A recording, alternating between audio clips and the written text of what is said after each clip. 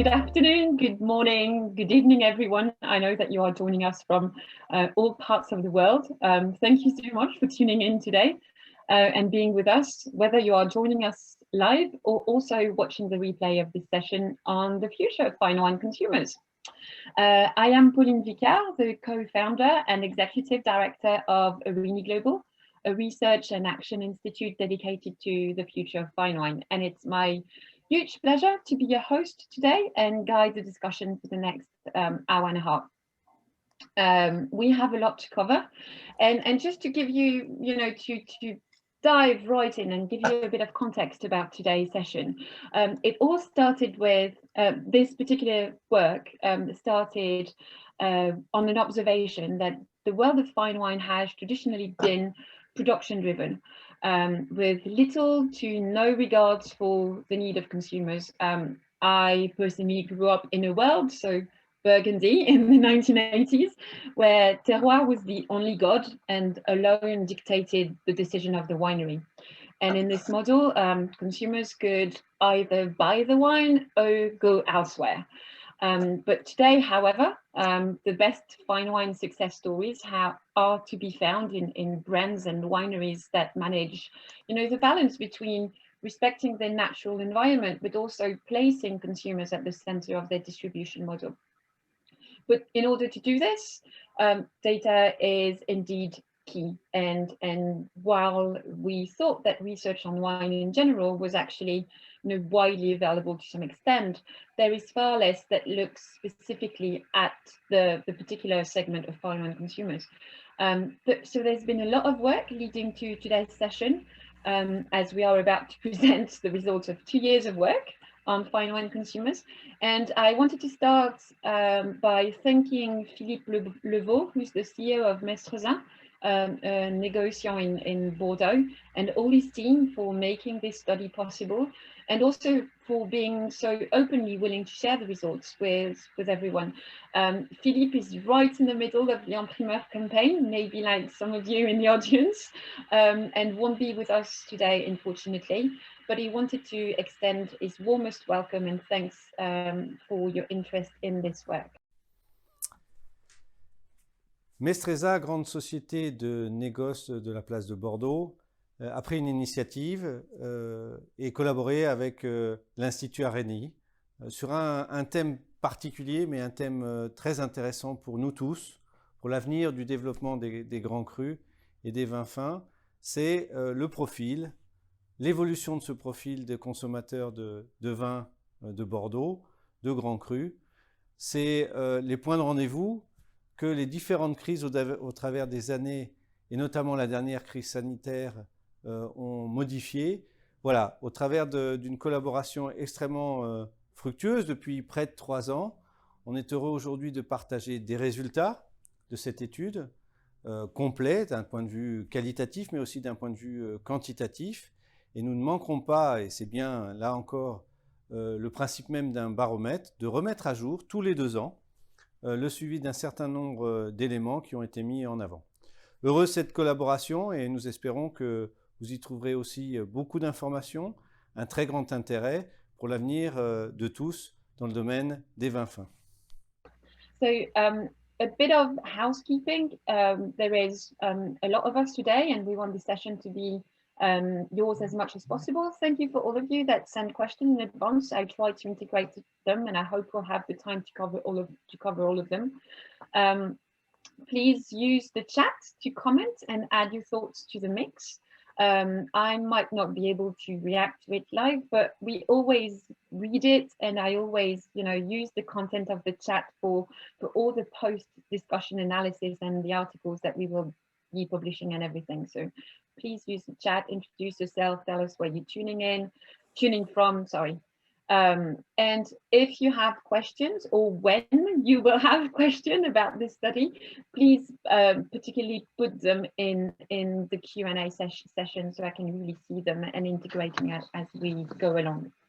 And I am not alone today. I've got an amazing panel with me to comment and to react to that study from both, the production side, but also the consumer-facing angle.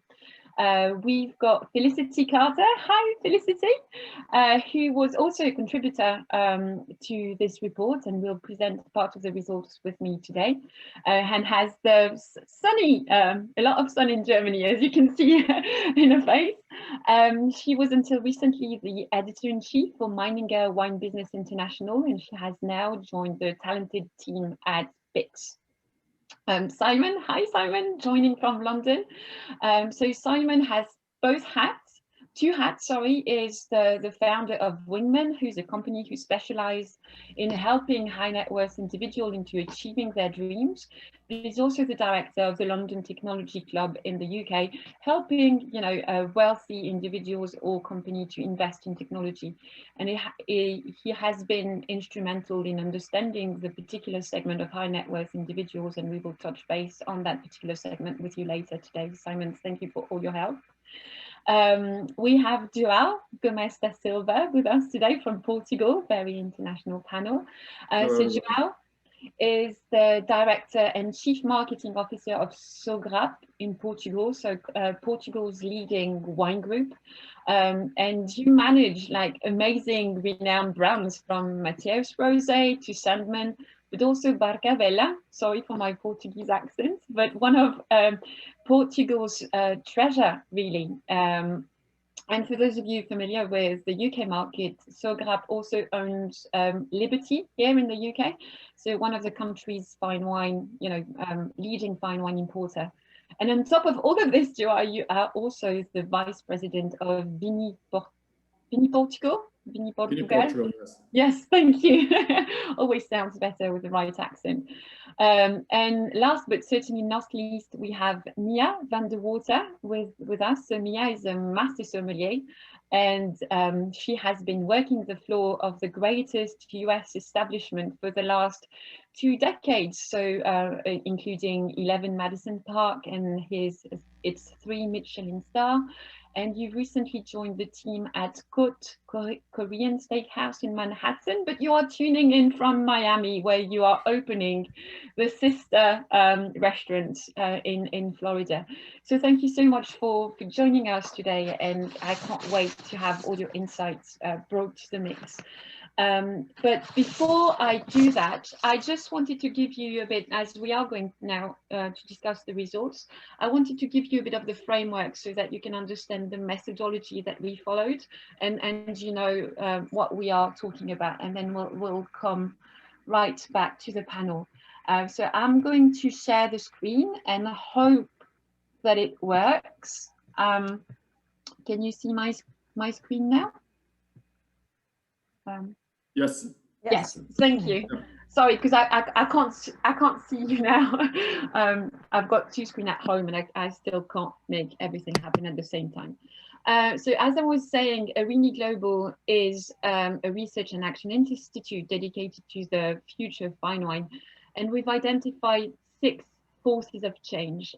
So our research program and our event program covers those 6 forces of change.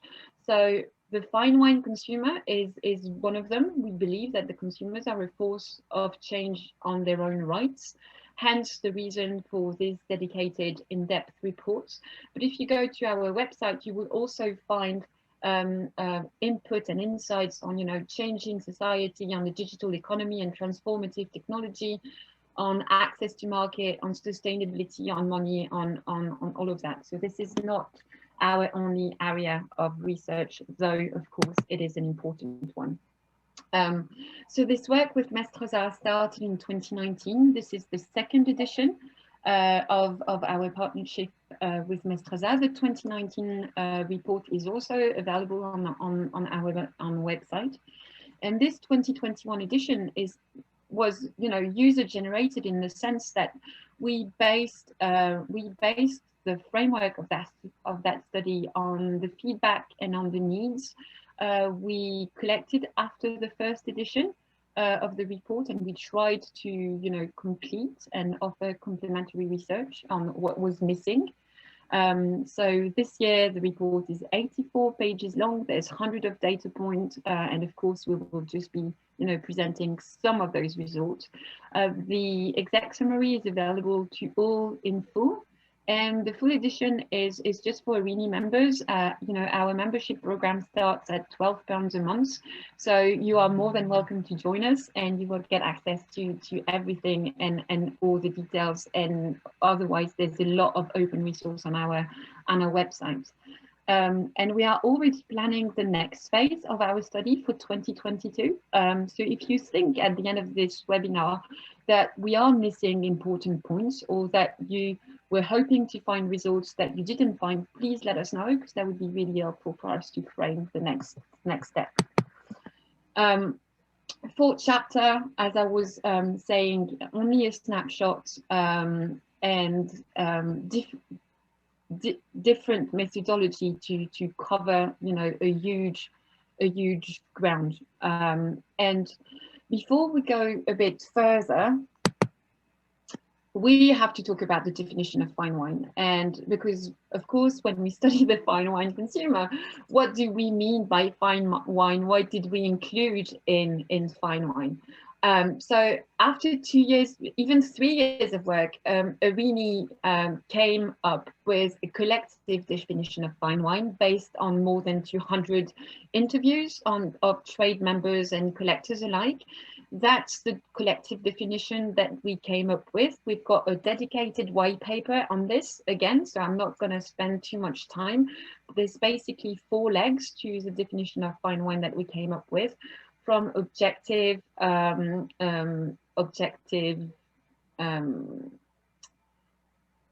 attribute, of wine, subjective attribute, the intent of its winemaker, and sustainability. But so as you see, price is not really included in ARENI definition of fine wine. But when we run a quantitative study, we kind of have to put a price on fine wine and have to come with numbers, so we sure we don't compare, pears and apples and oranges. So with Mestreza, that's the different price points that we defined and that we decided to cover in this particular study. But please remember that for ARENI, price is not just only what defines fine wine, only for that particular area of our work. What you can see straight away is that there's going to be a huge diversity of consumers, because we are talking about wines that start at 30 euros ex cellar. So to translate that in consumer facing prices, that was $75 in the US, £50 in the UK market, and then 500 RMB or Hong Kong dollars in either China and Hong Kong. But then of course it goes way over that price, and consumers that buy the wines that are priced at $800 a bottle or more might not be the same one as the one buying the $75 bottle of wine. So we chose to explore the first year of fine wine consumers through wine intelligence and quantitative research, and then when it came to the upper second tier and the third tier, when it's nearly exclusively high net worth individuals, we conducted a series of one-to-one interviews. So 2 different methodology to approach 2 sub-segments of the fine wine consumers. And just to frame a bit the wine intelligence data that Felicity is going to present in a minute, to give you a bit of background on them. The first thing that we asked wine intelligence to do in the 4 markets that we decided to cover this year, of course, there's fine wine consumers in other markets than those 4 ones, but we had to start somewhere, and we'll probably explore other countries in the years to come. We asked them, how big is the fine wine markets in terms of consumers? How many fine wine consumers are there in those 4 markets? And so what you can see is the determined minimum price in each of those markets. So those 30 euros ex cellar translated into $75, £50, 500 Hong Kong dollars, and 500 RMB in China.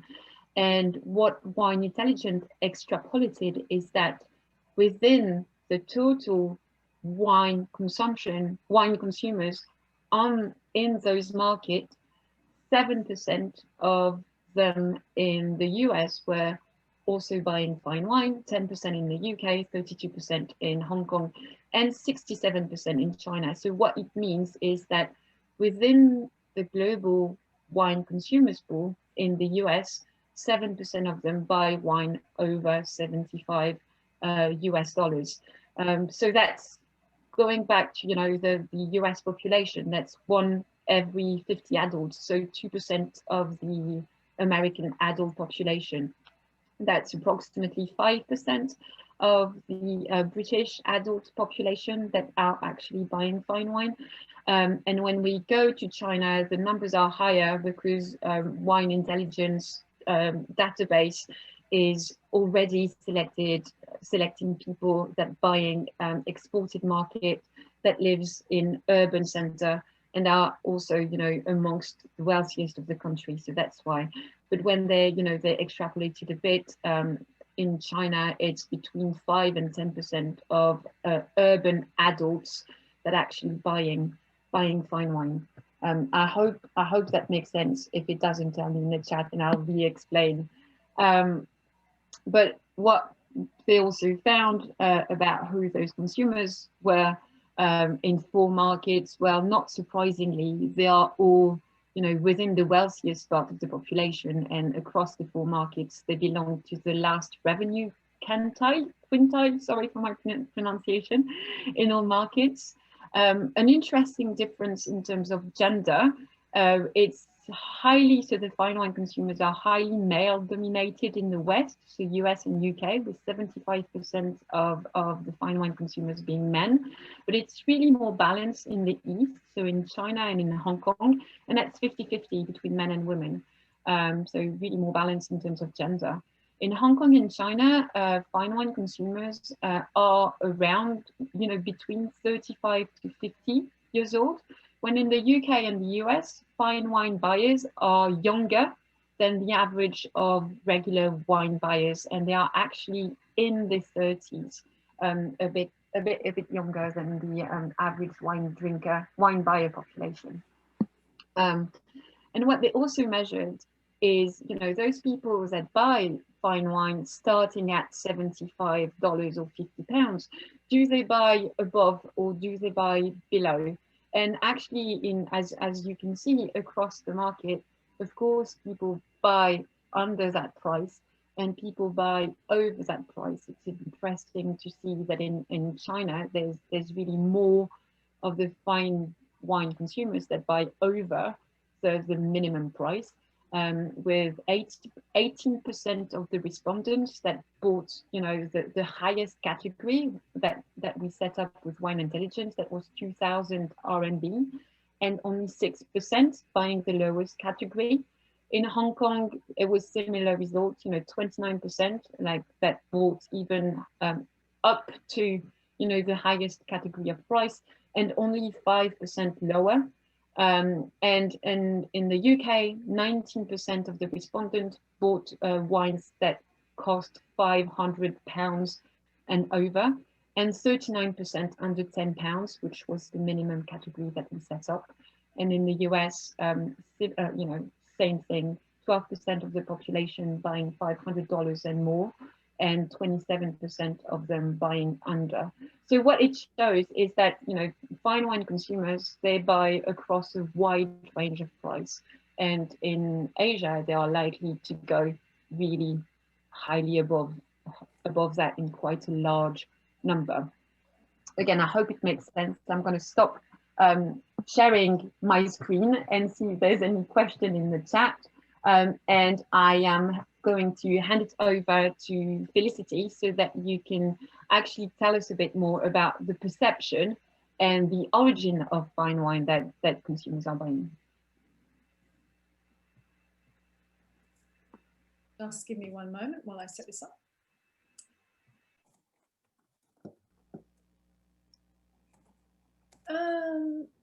Pauline, yes, I'm going to get you to bring up the slides. I think my computer. Okay. has done it. So yeah, no worries. Here we go again. There. right.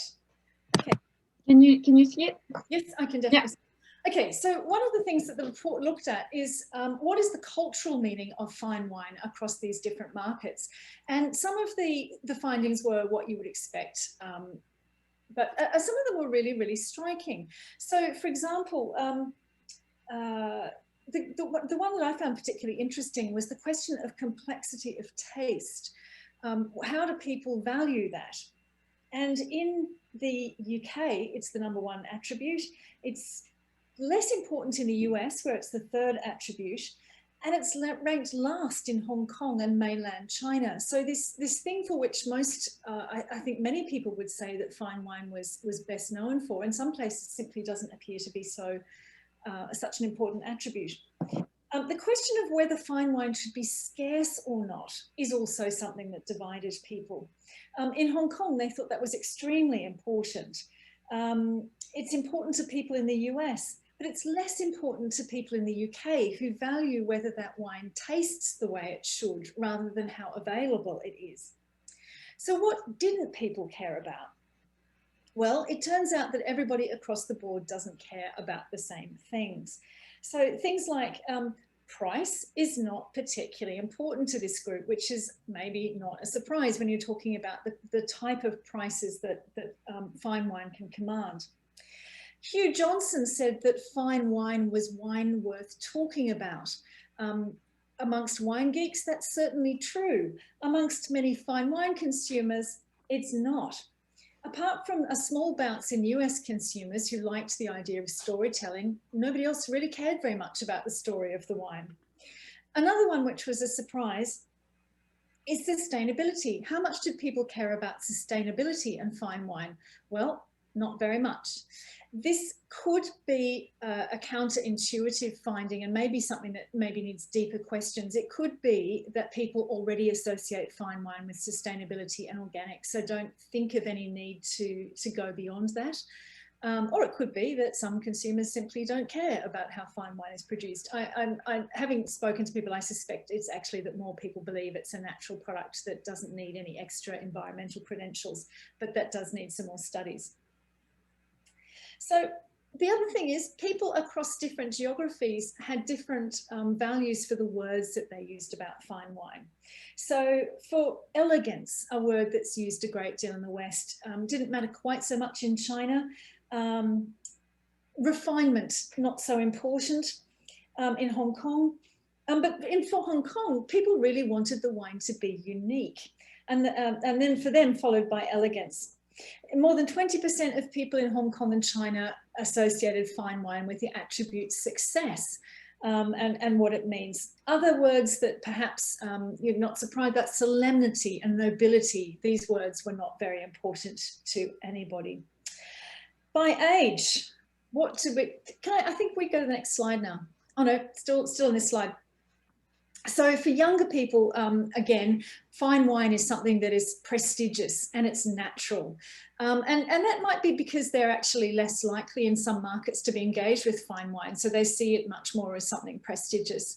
This is different in China, where the under 35s associate the great wines with elegant and with romantic attributes. Whereas for older people, it's authenticity, it's heritage, it's durability. Okay, can we go to the next slide? Right, now this is a really interesting one. So the origin of the wine, I'm just scrolling through my notes here. So fine wine consumers were asked to name wines that they'd bought recently that they were really excited about. And internationally, most fine wine consumers couldn't name more than 2.5 to 3 fine wine brands. And the ones that they could name were all of the usual suspects: Petrus, Lafite, Mouton Rothschild. More than 98%. So people could identify top wines, very high percentage, but they couldn't identify lots and lots of fine wines. A brand which was what counted as recall, being able to recall a brand, which in this case is the name of a chateau or domain. Funnily enough, one towards it as it became more expensive. It has also been true to say that over the last 10 years, Bordeaux has fallen out of favour somewhat in the United States. If you talk to merchants and people, some people seem to see it as for older people. As it became more expensive, people got less interested in it. But one of the things that's coming up very strongly in the interviews that ARENI conducts is that one of the great strengths that Bordeaux has going for it is its comprehensibility. People across the world really like the fact that it has a classification system that can be understood. And that the negociants provide the wines that they say they do, they take responsibility for them, and that the quantities are available for people to buy. And this, of course, is not true in some other areas like Burgundy, which is much more opaque. It's much more difficult to find the wines. And so although that would seem like on the one hand that would make it more desirable, in other ways it can actually be a weakness. And this fact that Bordeaux can be understood is a great strength. The other thing is in the fine wine market, it looks like Bordeaux is taking less share of the wine market, but in actual fact, what's happening is the same volumes are trading, but the fine wine market is broadening. So it's not that people are generally less interested in Bordeaux. Okay, can we move to the next slide? So, when do people consume fine wine? Well, not surprisingly, it's for special occasions. Even if you're stonkingly wealthy, you tend not to open extremely expensive bottles on casual occasions. None of this is a surprise. People open it to treat themselves or their partners. It's associated with formal events. As it goes down, less people are drinking it casually. It's still important for gifting. And it's interesting, people say a financial investment to resell for profit is not so important to them.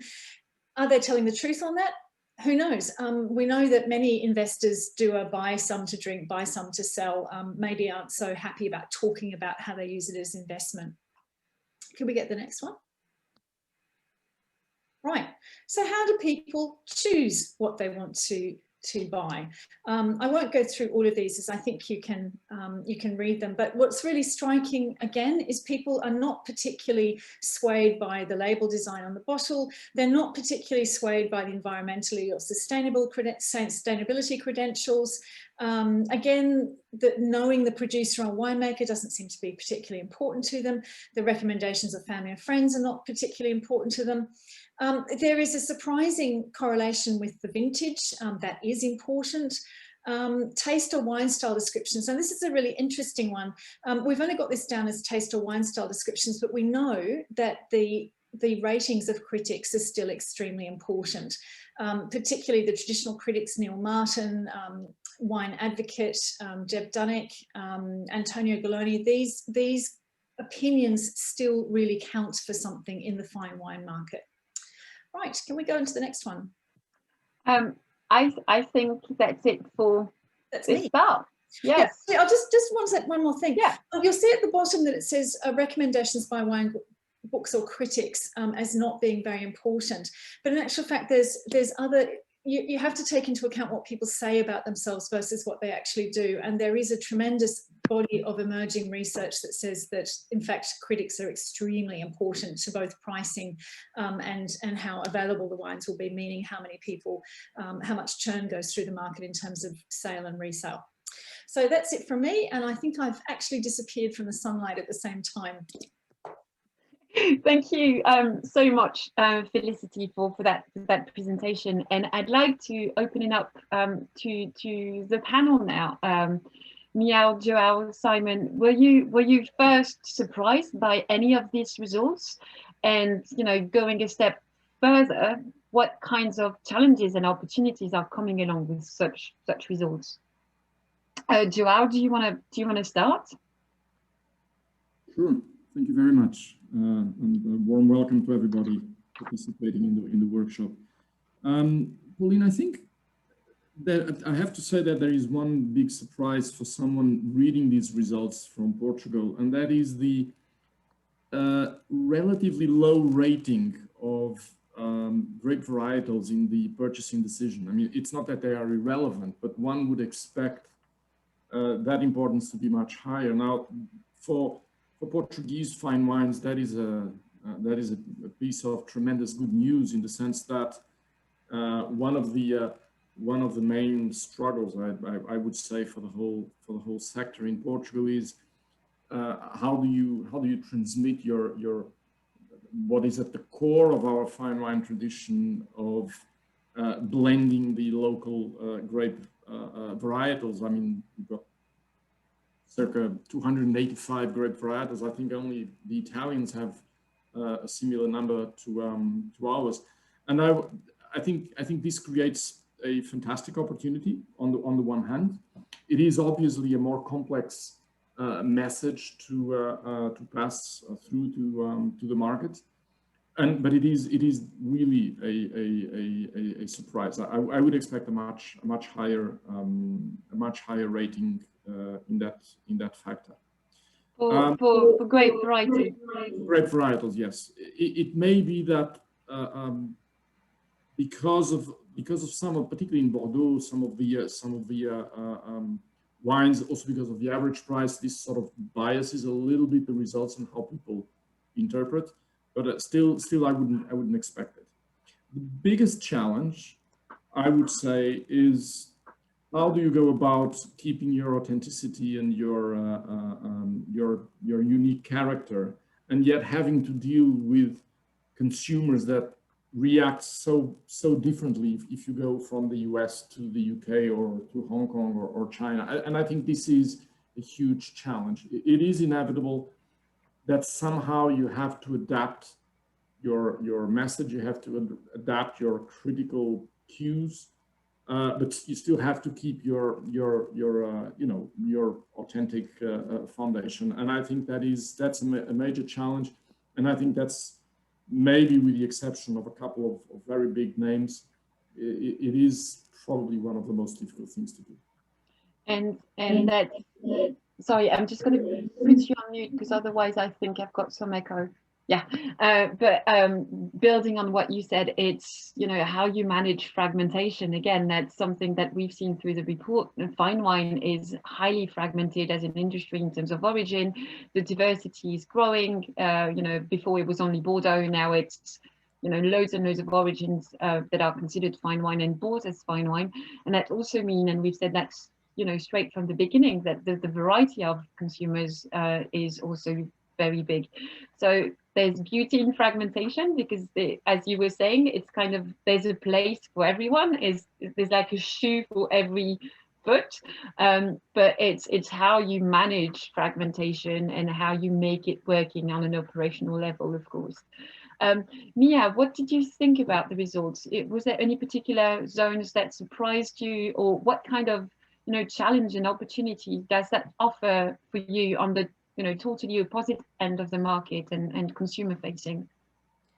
So something that I thought was quite interesting was the sort of relative lack of interest in story, with the exception of the United States, which anecdotally makes a lot of sense to me, because especially like younger drinkers and people who are just making their way into wine, even if they're not buying at like a fine wine level yet, for Americans who don't grow up in the tradition of drinking wine necessarily, that like story or like pitch of sustainability or whatnot tends to be the thing that is more compelling versus, what the wine tastes like in comparison to other wines of its type. I think because not everyone feels like they have an understanding of what that means to them.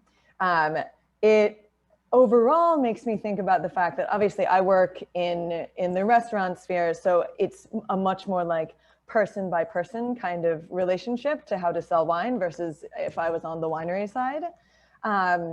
But it's just a reminder that really at the end of the day, our primary responsibility as sommeliers is to be able to read a guest and understand what the things are that are going to be compelling to that specific person in that moment, because you don't sell to every single guest in the same way, because everyone needs to be related to differently.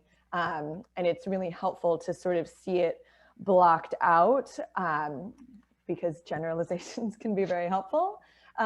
in terms of, you know, how to think about selling to, you know, tourists from London versus young Americans versus people from California, et cetera, et cetera.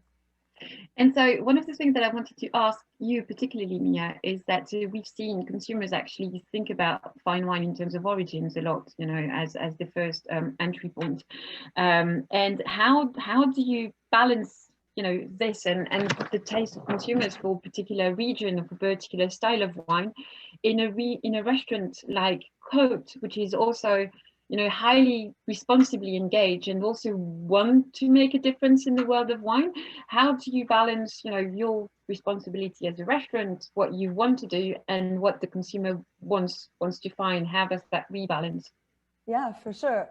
You know, I think we think about it a lot in terms of, you know, we want the wine list to reflect the identity of the restaurant.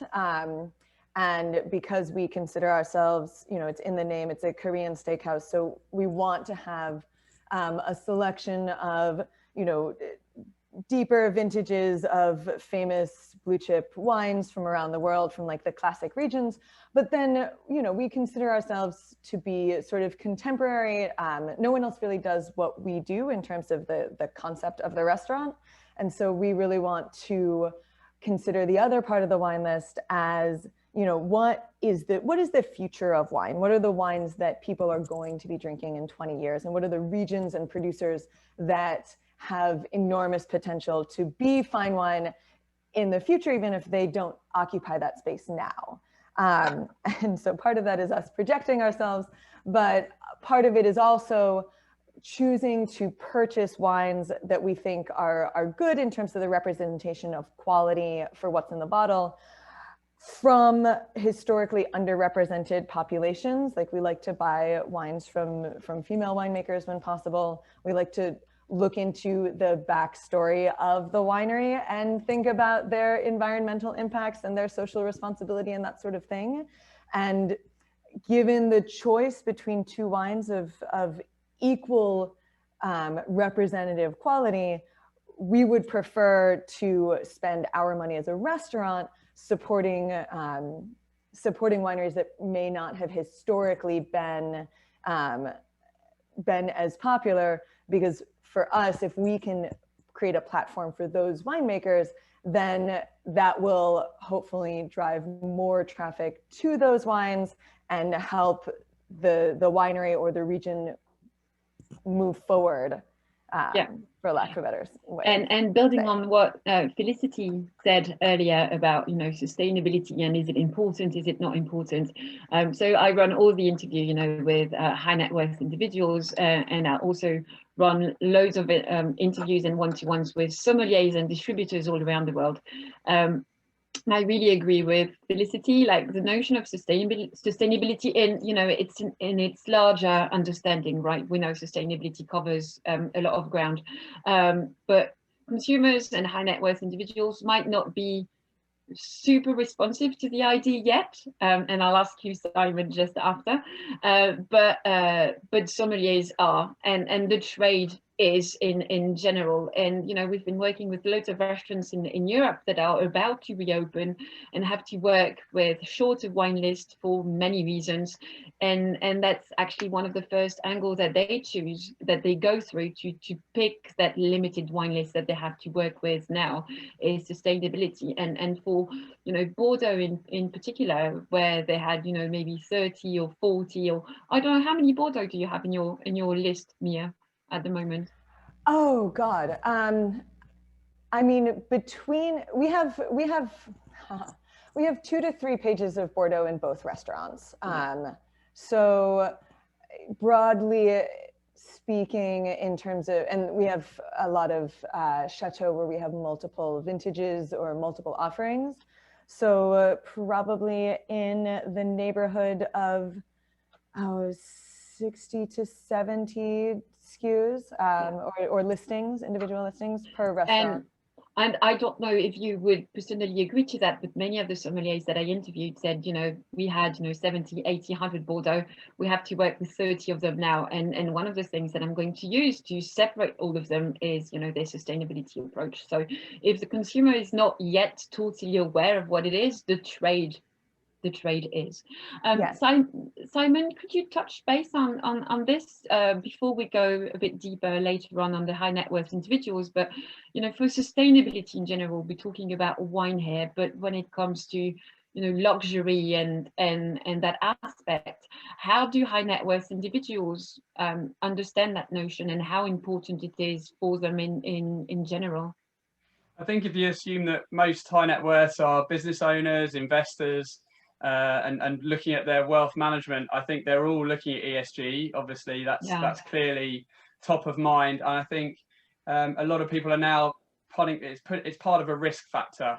So people are looking at it as in their portfolio, where's the risks based on where they see futures going. So consumers and trends and millennials, etc., and purchasing power. So I'd be amazed that nearly every ultra high net worth and high net worth is thinking about ESG in their own businesses, in their own worlds.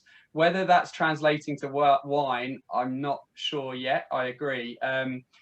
Part of it is that I think people do expect the top end to be conscious of this side of things. It's much more artisan. It's much more based on craft, and therefore that's expected to be factored in.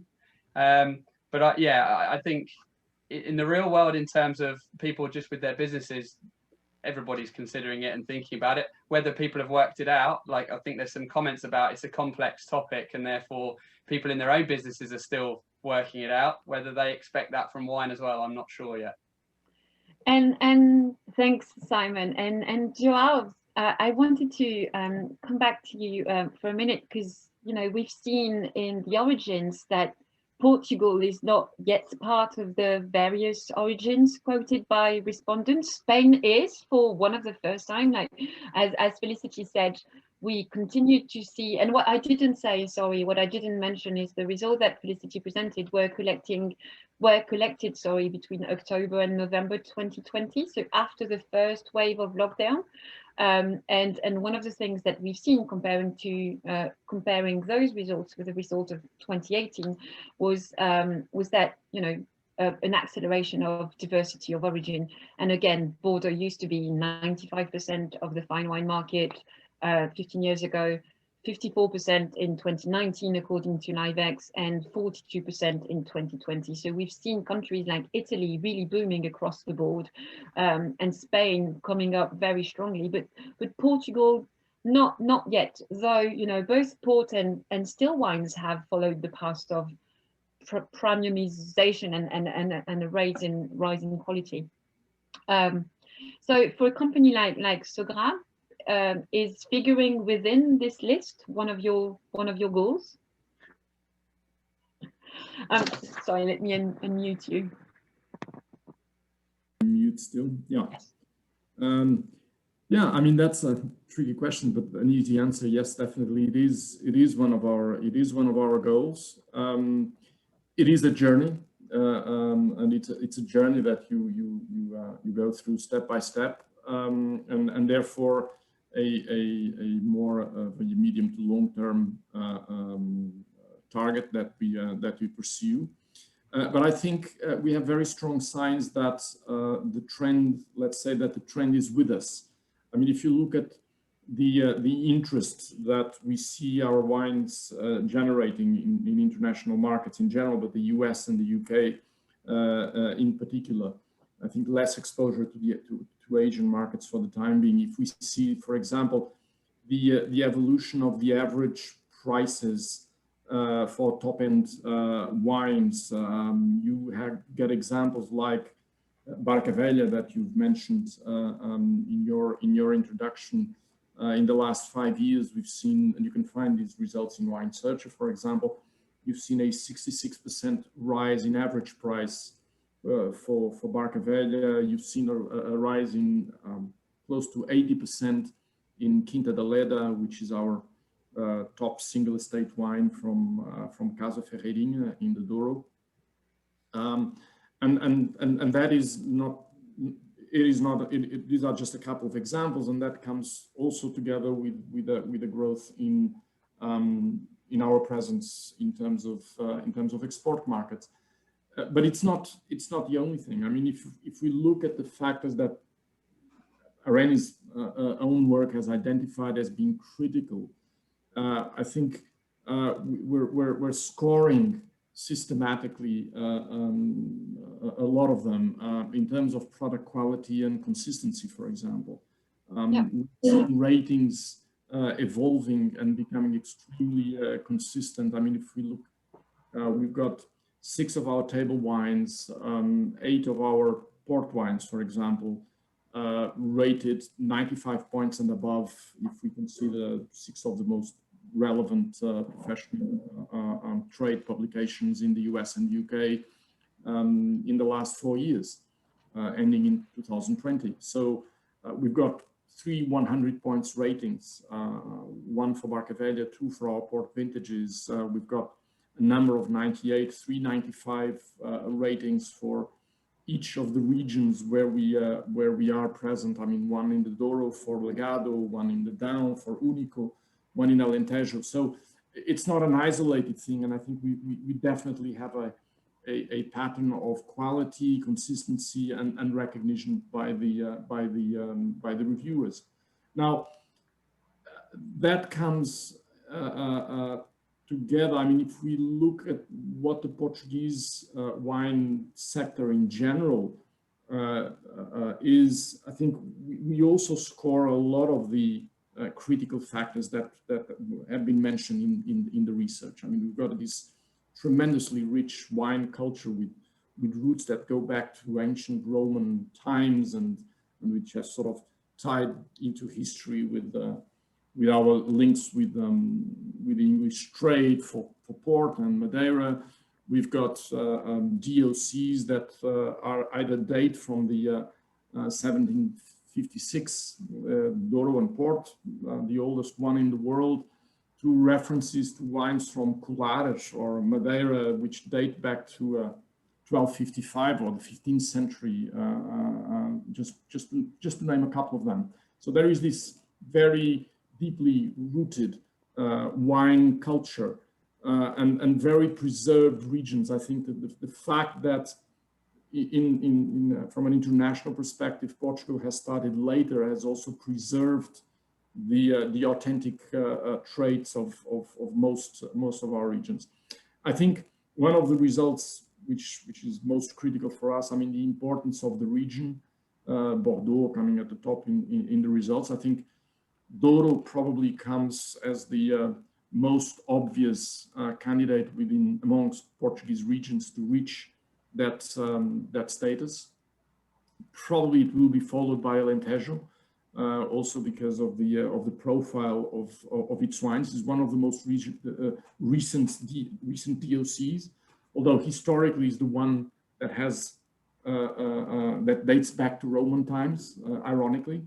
But modernity has arrived at a very late stage in Alentejo. And I think those are the 2 regions. And I also think that the work of Vinho Portugal, also known as Wines of Portugal, is critical in distilling and communicating a distinctive image and perception in support of all this variety which composes Portuguese wines and the Portuguese wine sector. So I'm very optimistic. We are certainly on track for that. Thank you. Thank you. Oh, sorry, just going to mute you again because of echo, not because I don't want to hear from you, but just to clarify what Joao was referring to. One of the things that we put in the report, and it's not from us, it's something that James Miles, the head of Livex, has explained in explaining fine wine success on the secondary market, and he explains that to succeed on the secondary market, one needs 3 things. So an export market, because the status of fine wine is never given by your local market because you're too close from it. It's something within your lifestyle and your culture, but it's not something of a luxury or really desirable. So you need an export market for this, and surely, you know, the UK for Bordeaux, China for Burgundy, the UK for port as well. They have been instrumental into setting the reputation. You need a clear and straightforward quality segmentation. So consumers need to understand clearly why they pay more for one of the wines compared to the other. And you need a long history of quality. And, you know, James was explaining that just a decade or two is not enough. You need consistent quality over time. And that's what you were mentioning, Joao, as Portugal being very well positioned for that. I see that Felicity has, you had your hand raised, and actually I wanted to get back. I was just going to say, there's the fine wine market, if you take fine wine, meaning the collectible market, the secondary market, is expanding very, very quickly at the moment. And there's two things that really help turbocharge things into that space. And one is wine substitution. So as things like, you know, Burgundy and Top Bordeaux become very expensive, people start looking for substitutes. So you can substitute Super Tuscans for Bordeaux. For Burgundy, you can start to look at New Zealand or Oregon or so on. But the other thing that really helps is, it's just completely escaped me. Oh yeah, is critical attention. We've seen that as critical attention lights on a region, and it's happening at the moment with the Rhone Valley, that those wines also begin to start to enter the secondary market and be tradable as well. So in the absence of having a sort of wine that can substitute for something else, having a critical mass of opinion, which is what Portugal is really starting to have, absolutely helps turn sort of wines into fine wines, in the sense of being collectible secondary market. People want to trade them. That's it. Thank you. Mia, any regions or origins that are particularly of interest that you are betting on being the fine wines of tomorrow? So I think Portugal is definitely in there. You know, American consumers tend to be very varietal focused. People constantly, I'll say what the variety is, and then they'll ask me what the variety is, and I say Tempranillo, and they say, oh, okay. You know, because it's not Cabernet or Pinot Noir, and therefore, like, what is it? But I think Portugal, I think Spain is so interesting right now, especially like the higher elevation areas outside of Madrid, the red wines of Catalonia. I think Americans are starting to figure out Ribera del Duero as well, although I'm pretty sure we're behind everyone else in recognizing that region as a source of really incredible age-worthy wine. So those are sort of the main places that I think about. I think there's so much interesting stuff happening in Australia as well, although I think most of what I find exciting is not quite at the price point that we're talking about here today. But yeah. Well, and actually, that's a good question for you in the audience, while I'm about to turn to Simon and focus for a little while on the particular segment of high net worth individual. If you want to tell us what the regions or what the origins that you are betting on for the future of fine wine, they might be, you know, already there and you think they're going to continue to grow, or they might be totally new origin. Just share it with us on the chat, and I'll share it with everyone after. But while everyone's typing what they think the future of fine wine would be in terms of origin, Simon, I wanted to, you know, we've talked about normal consumers in some ways, people that can afford 75 and above wines. But I mean, I wanted to focus a bit on high net worth individuals and ultra high net worth individuals, and, you know, the consumers, the individuals that you work with on an everyday basis. And first, like, very general question, but how did the pandemic affect them? Did they change their life? Did that change their life in any ways? I mean, firstly, let's not be totally tone deaf in the fact that, you know, at the time it's been tough for a lot of people. So I suppose in this specific category, weirdly thinking about it, I was speaking to one the other day, a billionaire, and he was worried about his health more than he has been in a long time. So actually, the pandemic was a bit of a leveler when you think of Maslow's hierarchy of needs, etc., where most people are getting to a certain level of wealth, and then they're talking about the tops of the pyramid. Actually, now with the pandemic, I think, you know, people's security and safety at all levels was threatened, you know, irrespective of wealth and bank balance. So there was a sort of immediate shift of worry of you know, security, safety. I think then there was a bit of a rebound where a lot of high net worths and ultra high net worths, they've got businesses they had to shore up, they had to make sure that the house was in order. And then I think they very quickly moved to second homes and out of cities, and basically got away to the countryside and shut themselves away.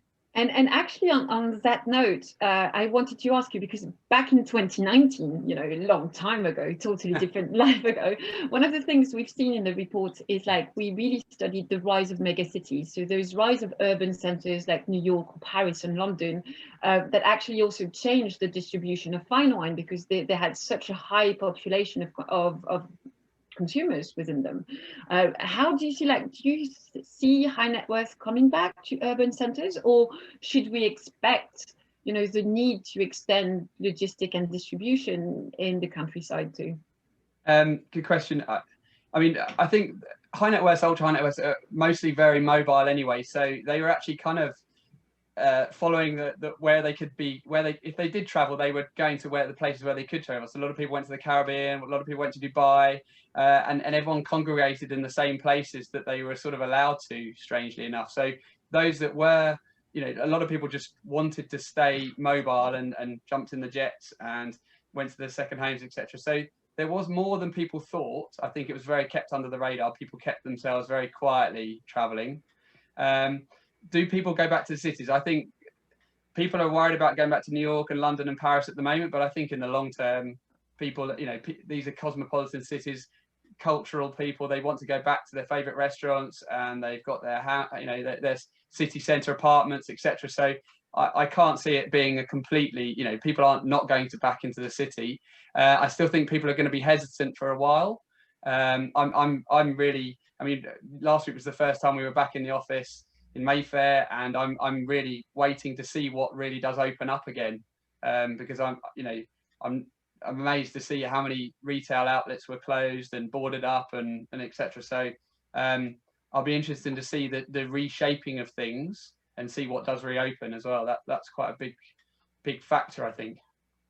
And one of the things that we also, you know, find out together in 2019 that, you know, I had a slide, but it's very, there's not a lot of words in them, but that when we try to talk and to reach the segment of high net worth individuals, maybe demographics is not the major point of entry. Maybe, you know, segmenting them by age might not be, you know, everyone talks about the millennial in the wine industry, and one of the things that we've described in the report is, you know, the millennial state of mind, because, you know, what people associate with millennials behaviors, they're now widely spread across demographic, right? Urban, well-traveled individuals and individualistic, independent, hyper-connected, demanding, you know, that's surely all high net worth individuals that we come across, and so we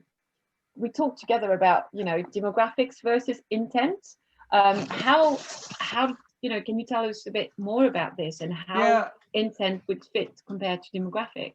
I found that the results earlier about the storytelling side of things a little bit misleading, in the fact that I think most people drink wine, and wine is an accompaniment to an experience or a moment, and therefore the best wines are the ones you remember because of the things you're doing at the time with the wine and the people around you. So I think that the value of a wine is not necessarily in the storytelling behind why it's made or how it's made.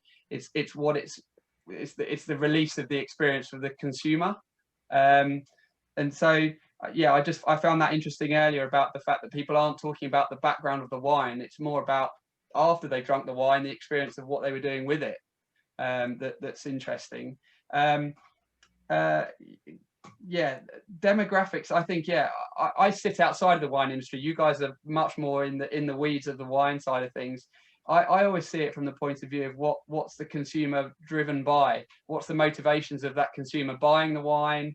You know, like you say, the difference is in signals of success versus people that are really into it because of the taste. I'd say there are definitely more motivations that I talk about on a day-to-day basis that Pauline, you know about, and Nicole, we talked about it in Bordeaux around the motivations of why people are interested in wine in the first place, why they're willing to spend more money on it than others. So for example, one of the reasons people get into wine is to connect with their family or their friends. So they might find a group of friends that they're really passionate about wine together. Another one is about adventure. So people get into wine and high-end wine because it takes them on an adventure on a road trip to the south of France, or reasons around the wine, not necessarily the wine itself. Another one is philanthropy. So we're seeing more people getting into the wanting to know the origins of wine and whether it's they're being able to do good from their purchase. So again, it goes back to more the consumer rather than the industry thinking about what it's doing. It's more about what the consumer wants to get out of it.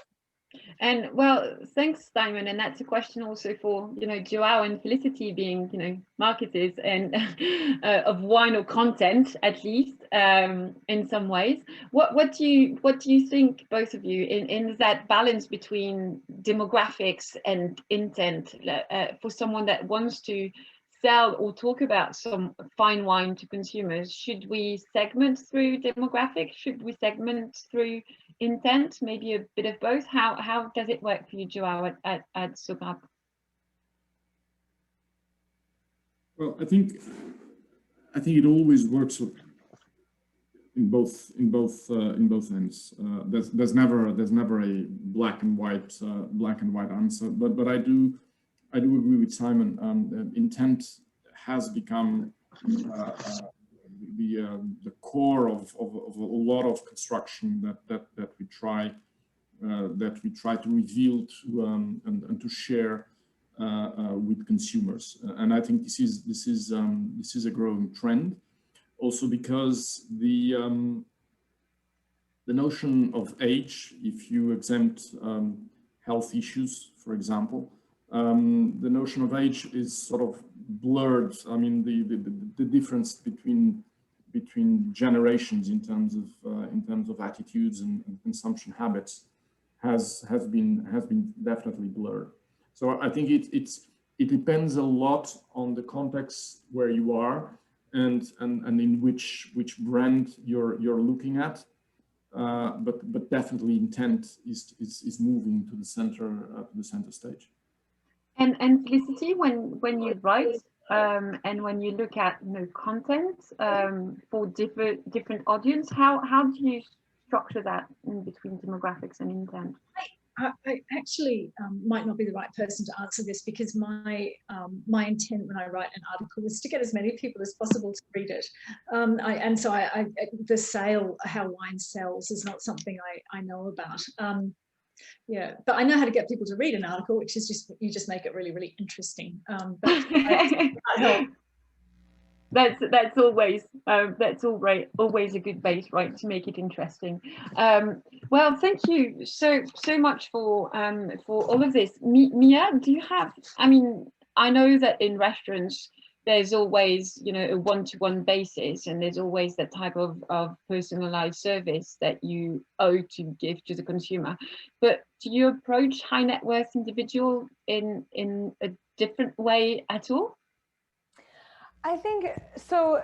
What I have noticed in general, especially with like very high net worth individuals, because we got a lot of those, particularly at 11 Madison Park, but we get some at Cote as well, is it seems that like you really need to build relationships, and ideally like you have the same person as a sommelier take care of that individual every time they come in, assuming they come in more than once, because your ability to understand what their palate is and therefore how to like what to recommend to them is super important.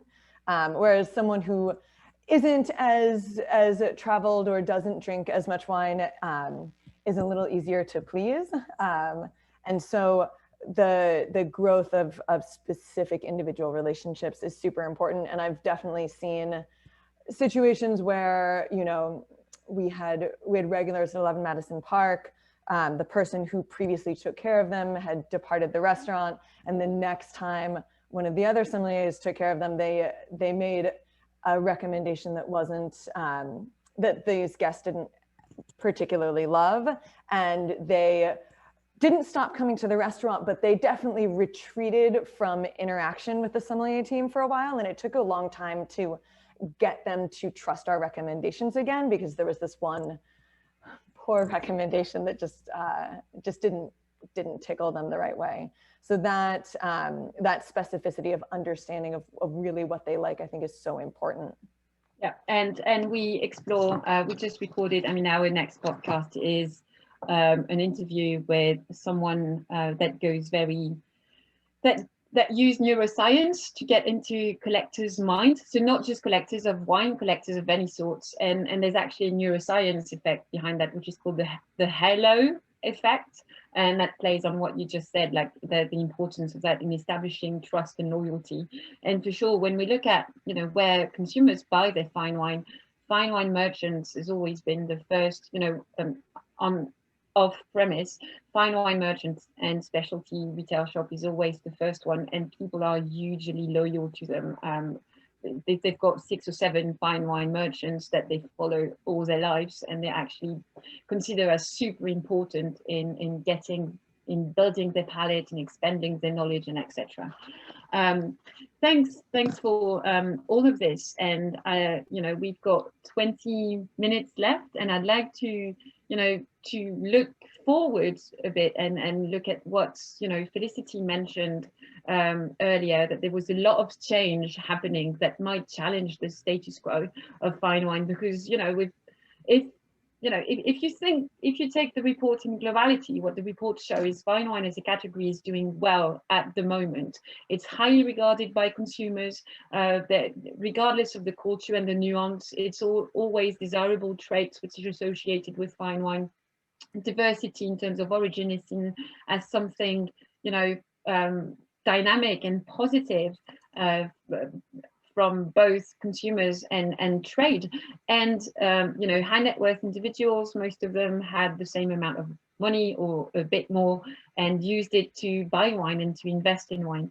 So I'll just want to quickly present, and that would be a brief summary again about, you know, the future. Can you see my screen again? Can you see it? Sorry for asking you to. Yeah. All right. So I'll just. Sorry, it all went back to the beginning.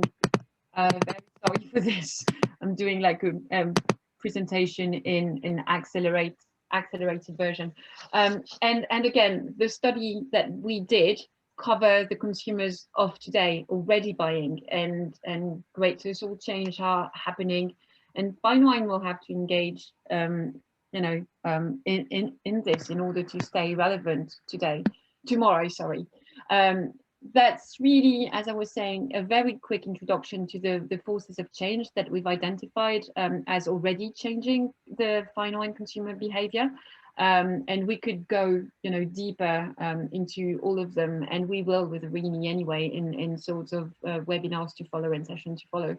But of course, diversity and inclusion has been super important and has been, you know, put in the forefront since, you know, we established that before, but 2020 really emphasized that need for more diversity and inclusion in terms of, you know, origin of consumers, and in terms of race and gender, and all of that. There's many ways we can get there, and I think there's a lot of initiatives that put at the forefront that are really going to help with this. But we could work. I mean, one of the things that people usually say is, you know, fine wine is perceived as elitist, and as, you know, just something for the wealthy and just something for the rich.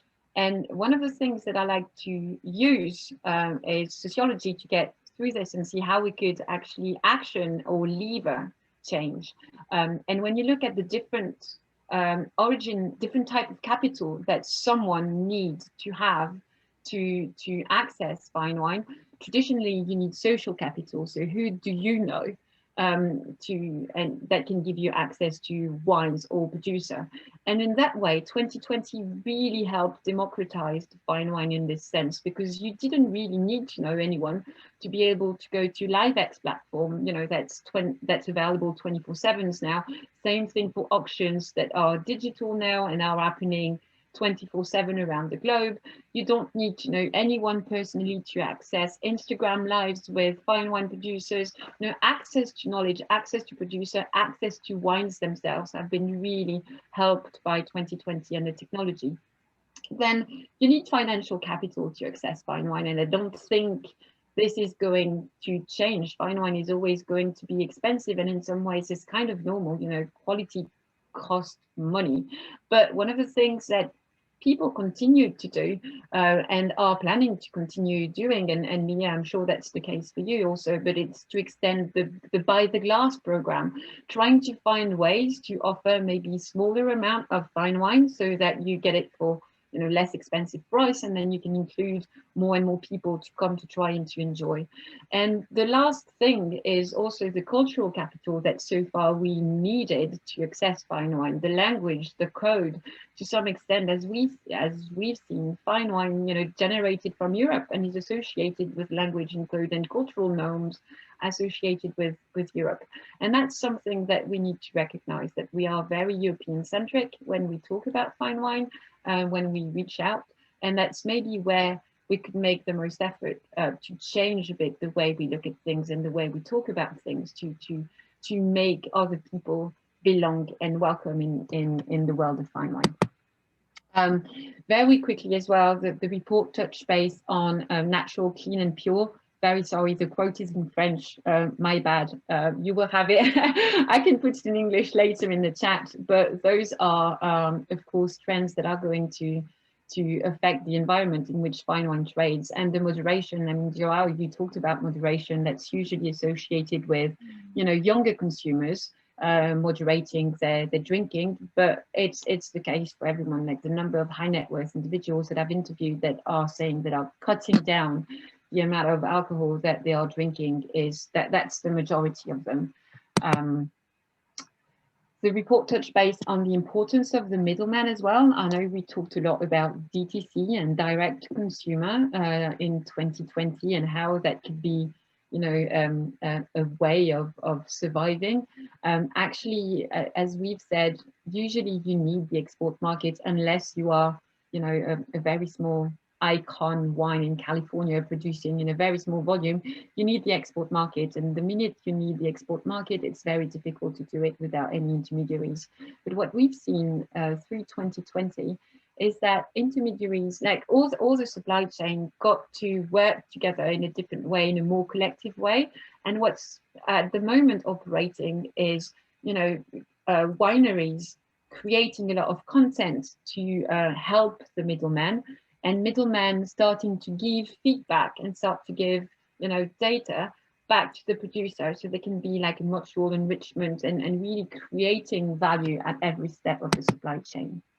And finally, one of the things that I really found interesting over the last 12 months is the slight shift from gatekeepers to gate openers. And gatekeepers, as we've seen, they are still very important and relevant to the fine wine consumers of today. They are leaders with followers.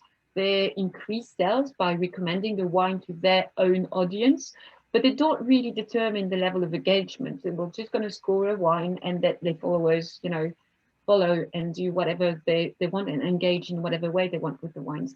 Gate openers, they actually, that echoes the rise of the community and the in this together that we've heard through the last year. They are leaders embedded within, their community. They understand the different needs of their community, and they're working with a brand to build a network of relationship based on trust. So that's really a win-win-win. And that might be a small nuance, but I think to get in the consumers of tomorrow, understanding that nuance between gatekeepers and gate openers is going to be quite important. So going back to the panel, I mean, that was a very, very large question that I wanted to ask you all, but did I forget any force of change? What are the force of change that we present in the reports that you think are the most relevant? And did I forget any of them? Mia, looking at the future, what do you think is going to shake us the most or challenge the status quo the most?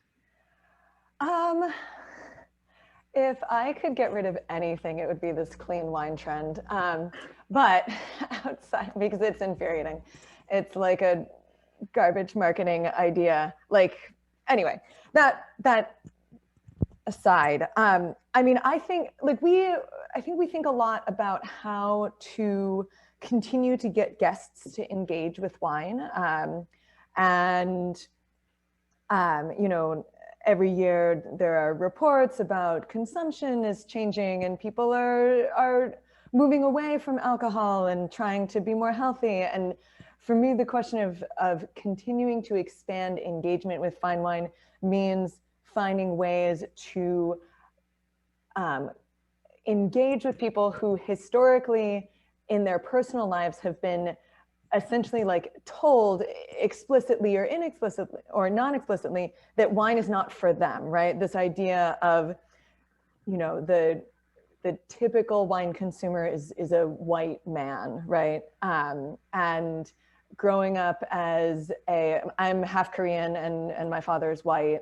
And I grew up in a household where we didn't drink wine ever. And still to this day, sometimes I'll be at a table and someone, usually an older white man, will express surprise that I know about wine, right? It's this way of talking to people who don't look like people you think are supposed to engage with fine wine that pushes these populations away from it because they feel uncomfortable. And for me, the thing that is most important, and this ties in a little bit with championing wines from people who are, you know, minority winemakers or female-owned wineries or that sort of thing, is how do you create space for individuals who are not white upper middle class people to feel like wine is something that they are welcome to engage with and should engage with and is exciting and interesting and for them, you know? So for me, that was my idea of, you know, working on the cultural capital and trying to work on our language and codes, and also have, you know, gate openers like you that maybe could be the bridge between you know, the two worlds and help facilitate all that change. Felicity, same question to you. What are the changes in the report or in general that you think we should be the most concerned about, in a positive or in a more challenging way? Oh, there's lots and lots of things to be concerned about. I think the horrors of climate change and species loss that's bearing down on us is really probably the only thing we should care about. And that's having a catastrophic effect on wine. That sort of horror aside, I think the fact that governments everywhere are becoming more hostile to alcohol and they don't distinguish wine as being something special and apart, and that they see it as just being another alcohol is one. On the other hand, I think the really positive thing is that you know, any cultural artifact that's been around for thousands of years is not going anywhere, and the amount of sort of really exciting viticulture and new discoveries and new autochthonous grape varieties and all the flourishing of wine that's going on at the moment is really something quite extraordinary and to be very positive about. So that's it from me. Joel? I feel very aligned with both Felicity and Mia. I think alcohol and health and all this wave which is being generated around it is probably potentially the most damaging thing we're looking at. Of course, climate change is something to be taken very seriously, but I think alcohol and health it's a destructive combination that we can have, and that comes along with something with which I fully agree with Mia. The space for growing fine wine penetration is huge. We're still looking pretty much at a cozy club of white male middle age. I mean, just to make it an extreme description, right? And we are. I mean, there's a world of opportunity out there. But if we do not manage to address this alcohol and health issue, we will lose, and I think that expression comes a couple of times in the research, Pauline, we will lose the link with society. We will break this contract that sort of makes us a part of the cultural heritage and a sort of a cultural good. And that, I think, would be extremely dangerous for us. On the other hand, we have today, and this is an opportunity, we have today more tools and more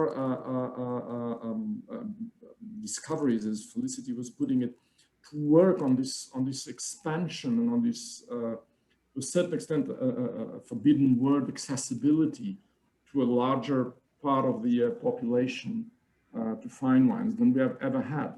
So it's in the balance of this. I mean, this notion from a gatekeeper to a gate opener, which I think was the role that Mia was just describing about her work in the restaurant. That's a gate opener, you know.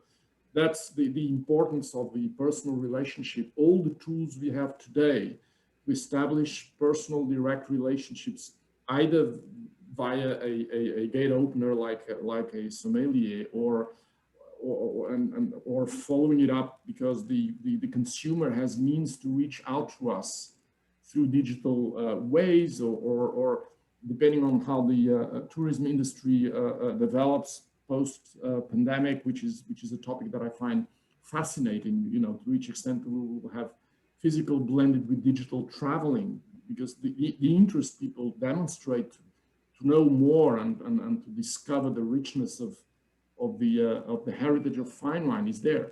How it will be executed is what we don't really know. So I think, you know, a major threat, but a world of opportunities out there.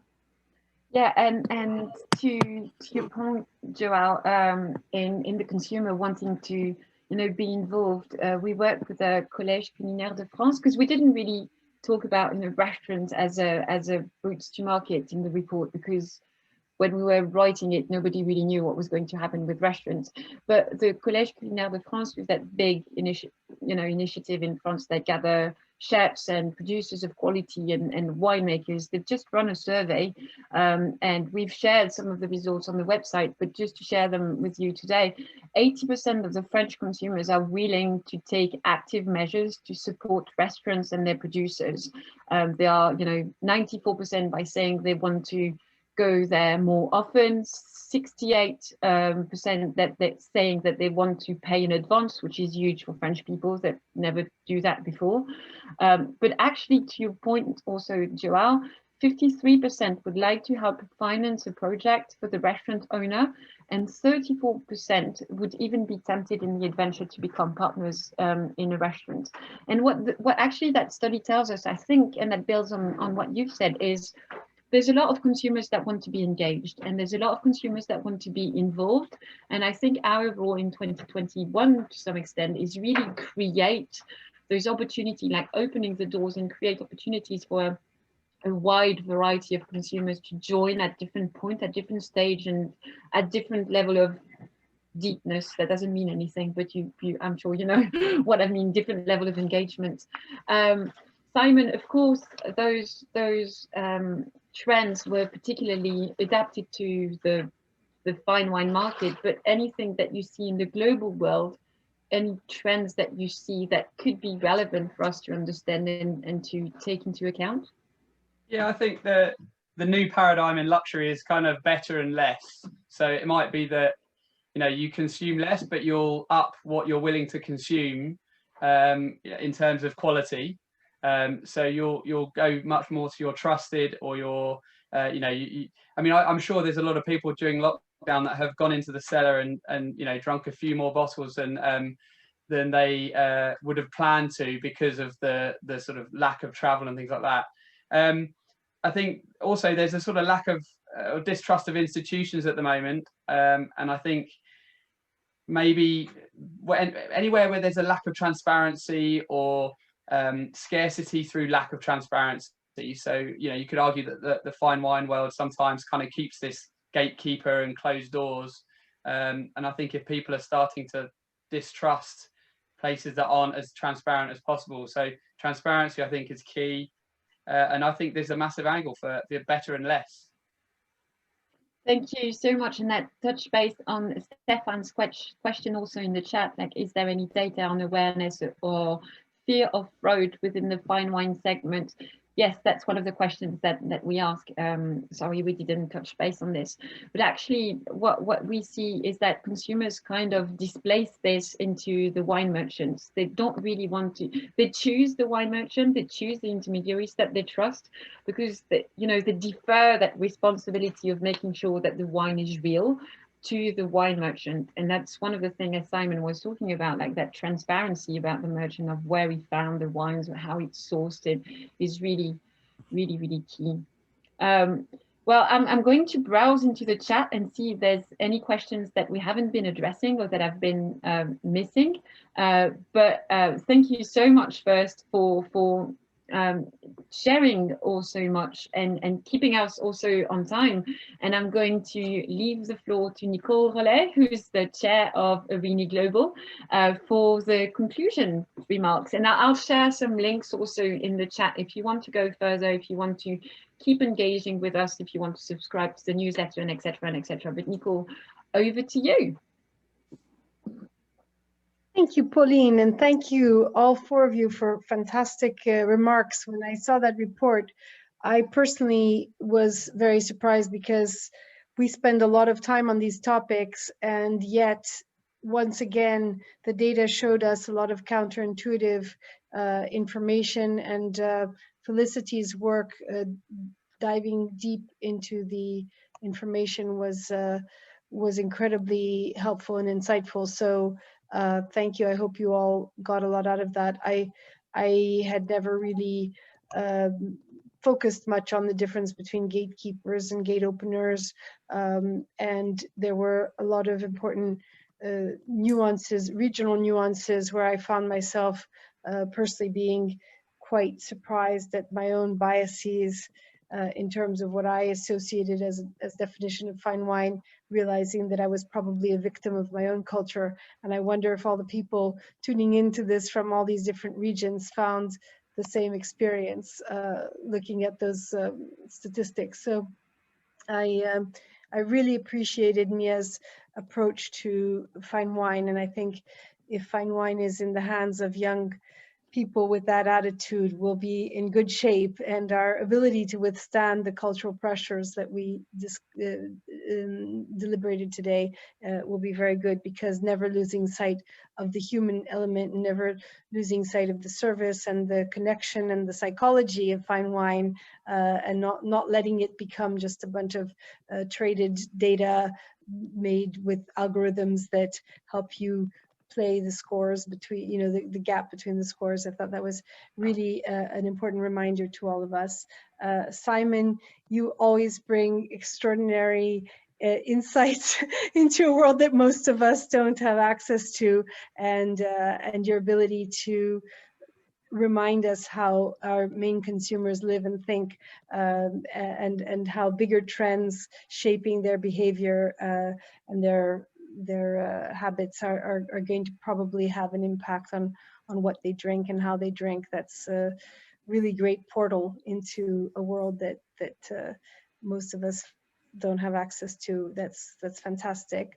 João, my heart is with you, because I think Portugal deserves such a seat at that table, and you have been and continue to be such a fantastic advocate for why that is, and making wines that are worthy of the best restaurants and the most discriminating collectors. And I hope that the community on this call is all here behind you to make sure that Portugal continues to its ascent into the recognition that it deserves. And Felicity, with your new adventure now, you've really taken the plunge into the cutting edge of where the fine wine world is going with your involvement with PIX. And I think we're all very excited to see how all the big ideas that came out of today's discussion are going to interact with the new technology that's emerging from this period. And we're hoping that you will be reporting from the front line as you have with this report. So I really enjoyed it very much, and really grateful to you for that. And Pauline, once again, none of you understand how much work and thought and care she puts into these reports. And I think I really hope you'll all take the time to look at the actual document, because it's very, very full of important information that we couldn't even get around to today. So that is really worth making some time for in your busy lives. So thank you so much for attending today from everywhere. Thank you so much, Nicole, for those closing remarks. I've put some of the link in the chat. I've also given you my email address if you want to reach out. As I was saying, we are preparing the next edition of that report. If there's information that you were hoping to find that you didn't find, please let us know. That's very super valuable insight so that we can build the next report, you know, even closer to your needs and to your expectation. In May, we will be talking about, we will be celebrating the International Day of Biodiversity at the end of May, with a series of conversation on that topic as well. And then we've got loads of, you know, other webinars and roundtables planned for the next few weeks. Something with, you know, fine wine and technology with Simon in September. Loads of things coming up. So please do join the conversation. We also want to hear from you so we can cover more topic. Thank you very much, everyone. Have a lovely evening, morning, day, continuation. Good luck for everything, because I know 2021 is going to be quite a big one for all of us. There's still a lot of work to be done. Thank you very much, and we'll see you very soon. Bye, everyone.